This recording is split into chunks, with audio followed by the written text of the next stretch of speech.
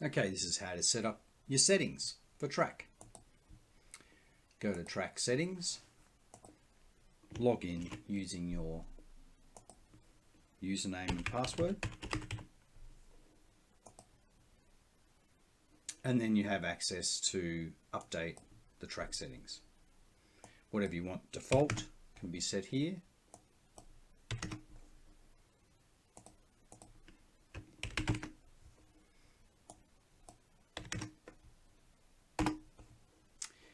You only use update products in Trak if you've not got any products in Trak and you want to update them from your virtual estimator.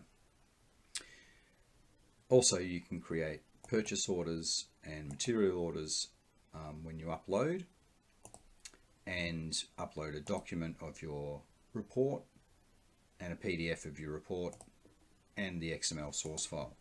To add in model images, you need to put in @app model image, and then whatever numbers represent the different things that you want to show on your model image that gets added up, and you can just enter in a second, third, fourth, fifth one if you like, depending on how many you need.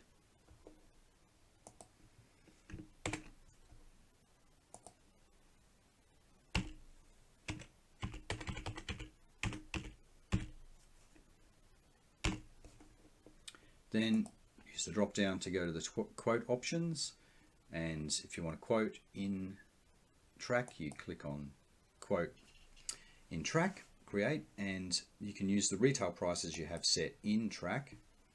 You can show the material and labor separate or combined, and you can choose show section summary or hide section price, hide quote total, and import sections, which is the next part. So we're going to show the section summary, and then when you close that and shut the software down, it then saves that as a default for when you open up the software the next time. To go to sections,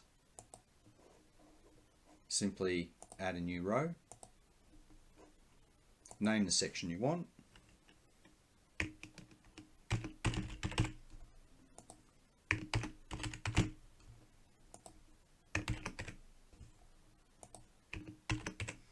then choose the different things that you want to have on or in your section.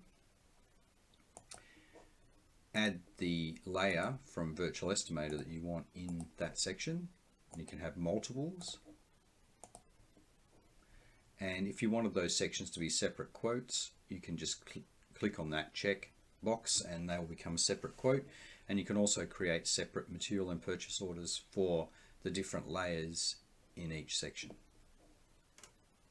So then you click OK, and then when you close the software, it will actually create a default which can be then managed. So before you upload to Trak, save your file, then go to Report to Trak,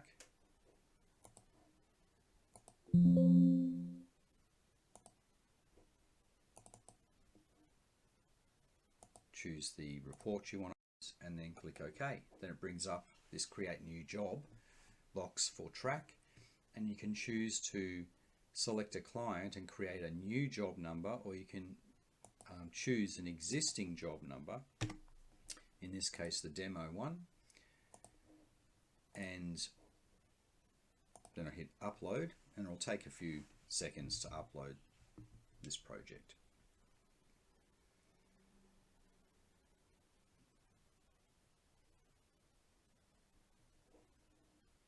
We can see it's uploaded the XML, the PDF of the Word document, and the two PNG or image files. It's created a material order, a purchase order, and a quote. Then if you click on this, it will take you to that job.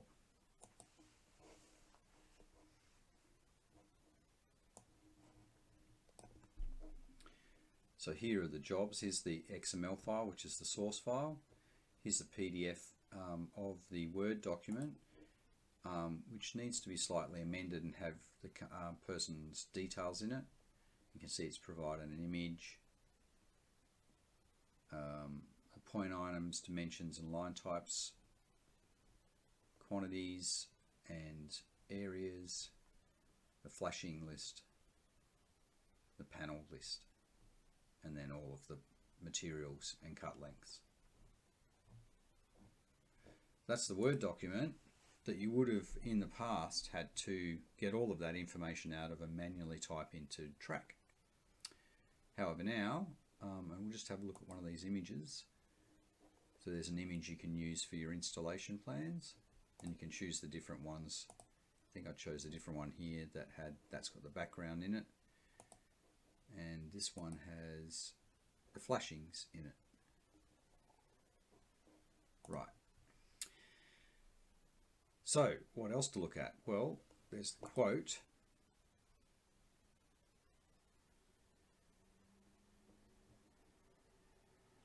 We can preview what the quotes brought through by choosing the different things that we chose on the way to upload. So it's brought everything through. You can amend that quote and redo what you send to the customer. And material order and purchase order. So look at the purchase orders here.